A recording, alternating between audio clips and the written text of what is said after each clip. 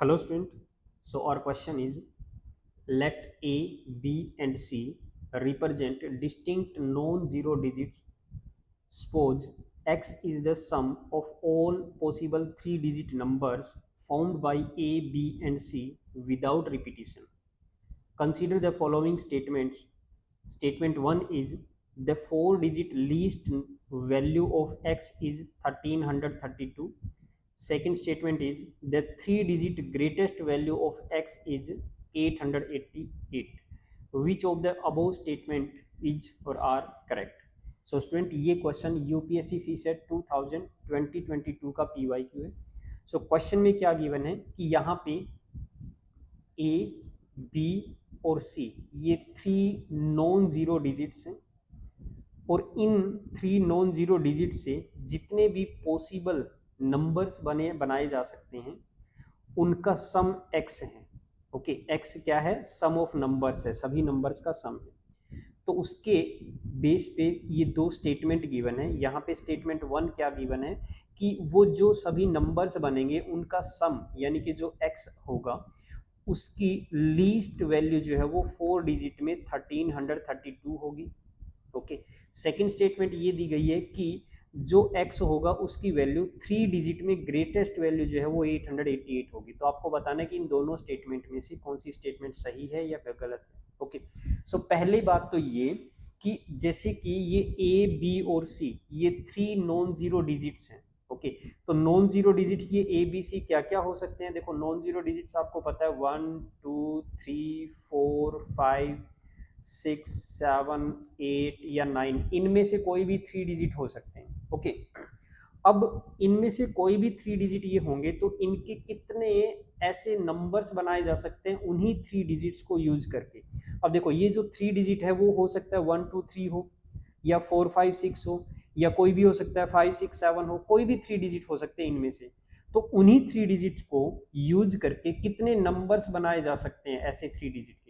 तो ये जो है यहाँ पे कंसेप्ट जो है वो परमोटेशन का भी यूज कर सकते हो या डायरेक्ट आप अरेंजमेंट देख सकते हो कि जैसे कि ए, बी, सी को यूज करके हम कितने नंबर्स बना सकते हैं. देखो, इसकी सिंपल अरेंजमेंट करते हैं. जैसे कि ए, बी, सी एक ऐसा नंबर बन सकता है जिसमें ए, बी, सी ऐसे अरेंज कर रखे हो, या दूसरा नंबर ये बन सकता है ए, अब बी, सी को रिवर्स कर दो यानी कि सी, बी, ये हो सकता है. ठीक है, एक दो नंबर ये बन सकते हैं. और क्या हो सकता है? जैसे पहले बी को ले लो, बी, ए, सी, एक ये नंबर बन सकता है. फिर बी, इनको दोनों को रिवर्स कर दो यानी कि सी, ए, ये बन सकता है. ठीक है, उसके बाद जैसे सी को पहले ले लीजिए, ए, बी, सी, ए, बी एक नंबर ये बन सकता है, या फिर सी, बी, ए ये नंबर बन सकते हैं. तो ये पॉसिबल 6 अरेंजमेंट्स बन रही है, 6 अरेंजमेंट पॉसिबल हो रही है. तो कहने का मतलब ये है कि इन थ्री डिजिट्स को यूज करके हम 6 नंबर्स ऐसे बना सकते हैं. ओके, तो इन सभी 6 नंबर का जो सम होगा वो या तो 4 डिजिट में लीस्ट वैल्यू ये होगी या फिर 3 डिजिट में ग्रेटेस्ट वैल्यू ये होगी.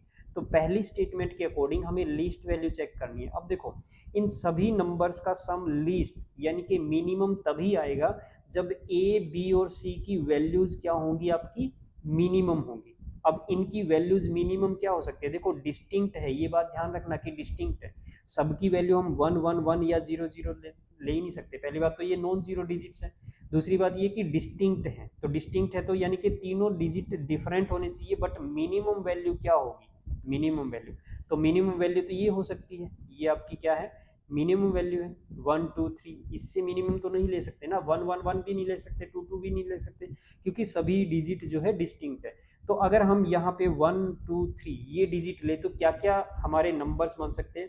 1 2 3 बन सकता है, 1 3 2 बन सकता है, 2 1 3 बन सकता है, 2 3 1 बन सकता है, 3 2 1 बन सकता है, 3 1 2 बन सकता है. तो ये 6 नंबर्स बन सकते हैं.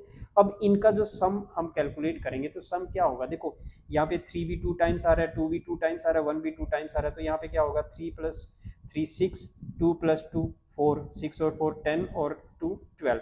सो 12 आ रहा है. सेम यहाँ पे होगा, देखो 3 2 टाइम्स आ रहा है, 2 2 टाइम्स आ रहा है, 1 2 टाइम्स आ रहा है. सेम, तो 12 और जो 1 कैरी आएगा वो 13 बन जाएगा. सेम यहाँ पे 12 प्लस 1 कैरी आएगा 13. तो इनका जो सम आ रहा है वो 1332 आ रहा है. तो ये क्या है? ये लीस्ट है.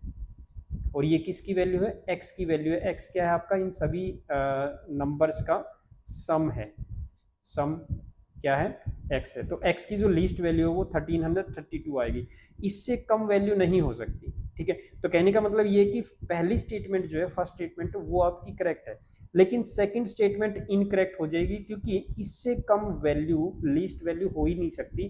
तो 888 तो इससे कम है, तो ये वैल्यू पॉसिबल ही नहीं है।